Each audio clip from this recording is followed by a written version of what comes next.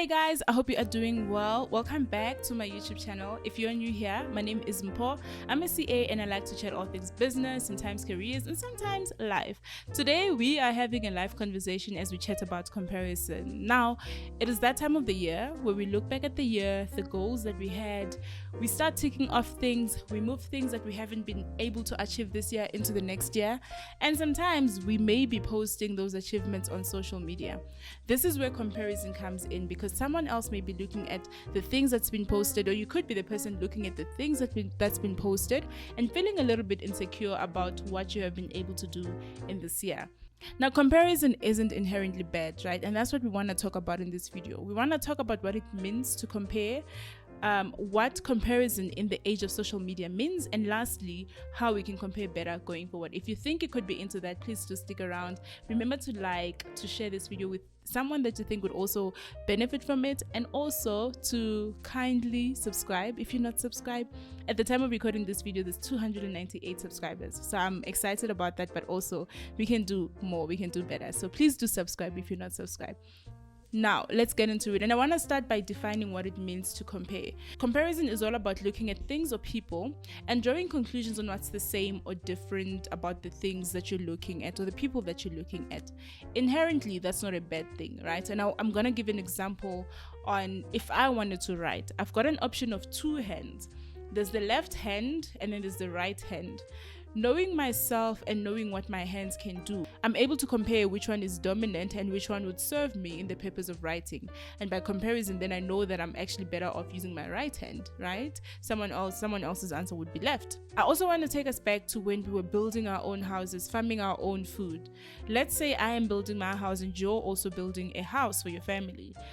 My house just keeps on crumbling the whole time. It is refusing to stand up, whereas your one, it's built beautifully, it's very strong, and it keeps the water out when it's raining.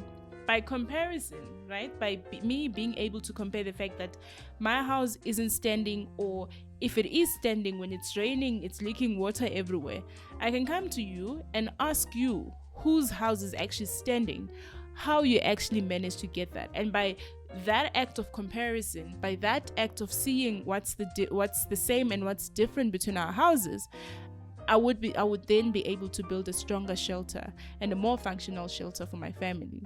Now, enter social media, where it is suddenly easier for us to keep up with celebrities, with strangers, than it is to understand what's going on with our neighbors.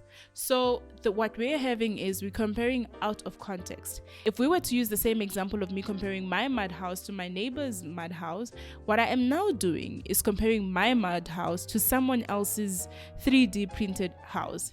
Out of context. I'm not just comparing with people who have similar circumstances and situations to myself. I'm comparing to people who I don't know, people who grew up in different countries, different social standings, people who grew up in first world countries when I'm living in South Africa. When looking up how we relate to people on social media, I came across the Dunbar's number, and basically what that is it is a scientific research that was done, and its intention was basically to try study the size of the human circles. How many relationships as people can we actually maintain? And how they did it was basically looking at the size of the human brain in relation to other primates and trying to extrapolate how big or small our social size or cliques could be. So this number came out to about 150, where we can maintain solidly 150 relationships, right? And also understanding how each person within that circle relates to other people in the circle. Just think about that. 150 is the number of solid relationships that you can have. How many people do you follow on Instagram or Twitter? I know I follow a lot of people.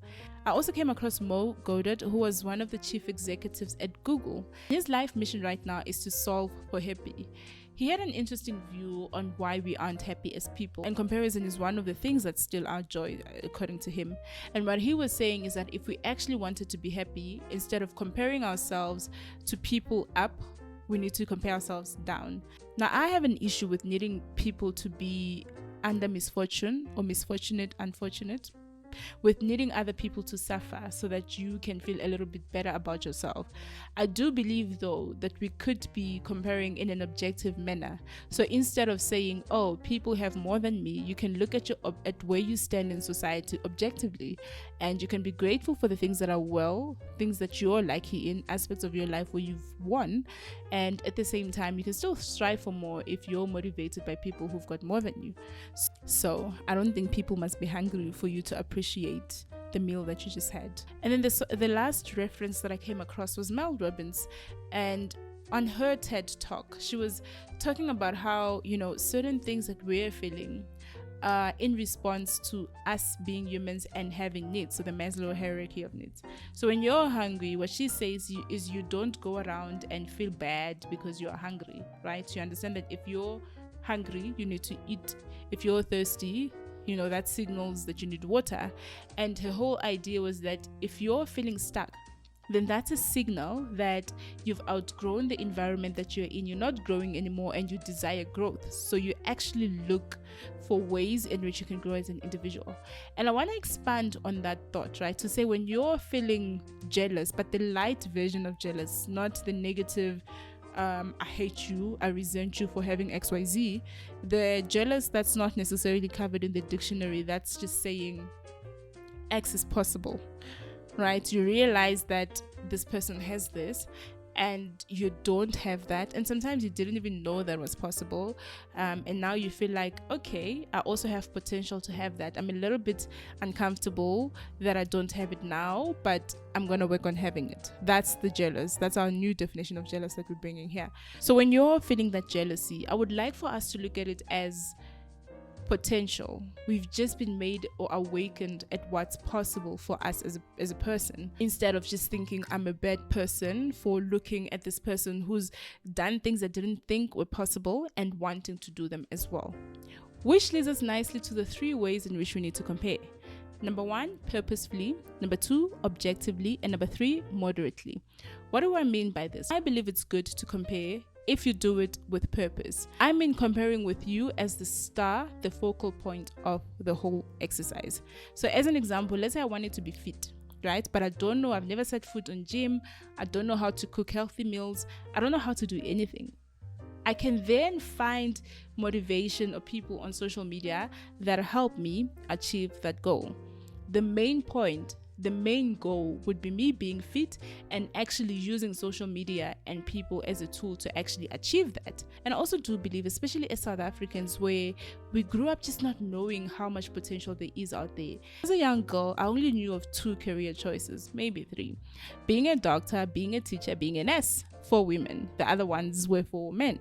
So by seeing what other people have been able to achieve on social media, and actually by having a guy in my matric here come tell me about him being a CA and what that meant, the doors that opened for him, I was actually awakened to there being another career choice, which was actually not for women, by the way, according to my understanding.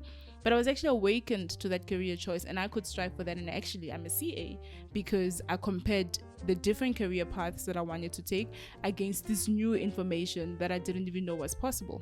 So what I'm trying to say is, especially in the age where we grew up, some of us in rural areas, some of us from less fortunate families, we just didn't know what was possible, and social media is opening our eyes to that. So secondly, compare objectively.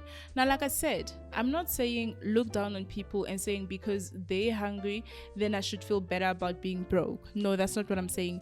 I'm saying look at yourself objectively. If you're in South Africa, you're under 35 and you're employed, you're better than a lot of youth that is actually unemployed, given that our unemployment rate for youth is above 70%.